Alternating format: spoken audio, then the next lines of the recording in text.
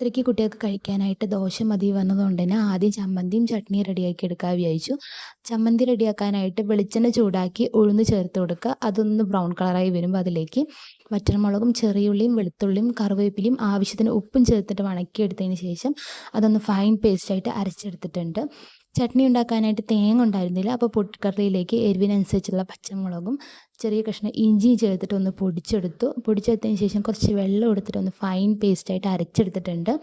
ലാസ്റ്റായിട്ട് തേങ്ങാ ചട്നിക്ക് താളിച്ച് കൊടുക്കുന്നത് പോലെ കടുകും കറിവേപ്പിലയും വറ്റൽമുളകും ഇട്ട് താളിച്ചെടുത്തിട്ടുണ്ട്. അപ്പോൾ രണ്ടും റെഡിയാക്കിയതിന് ശേഷം അടുപ്പത്ത് ദോശക്കല്ല് വെച്ച് ചൂടായി വന്നപ്പോൾ നല്ല വലുതായിട്ട് തന്നെ ദോശമാവ് ഒഴിച്ചു കൊടുത്തിട്ടുണ്ട്. അപ്പോൾ നല്ല അടിപൊളിയായിട്ട് തന്നെ ഒരു തൊപ്പി ദോശയാണ് കുട്ടികൾക്ക് ഉണ്ടാക്കി കൊടുത്തത്. അപ്പോൾ 2 പേർക്കും ഓരോ തൊപ്പി ദോശ ഉണ്ടാക്കി കൊടുത്ത് ചട്നിയും ചമ്മന്തിയും കൂട്ടിയിട്ട് കഴിക്കാൻ കൊടുത്തിട്ടുണ്ടായിരുന്നു. അപ്പോൾ ഇന്നത്തെ മിനി വ്ളോഗ് ഇത്രയേ ഉള്ളൂ. നാളെ മറ്റൊരു മിനി വ്ളോഗുമായി കാണാം. അതുവരെ എല്ലാവർക്കും ബൈ ബൈ.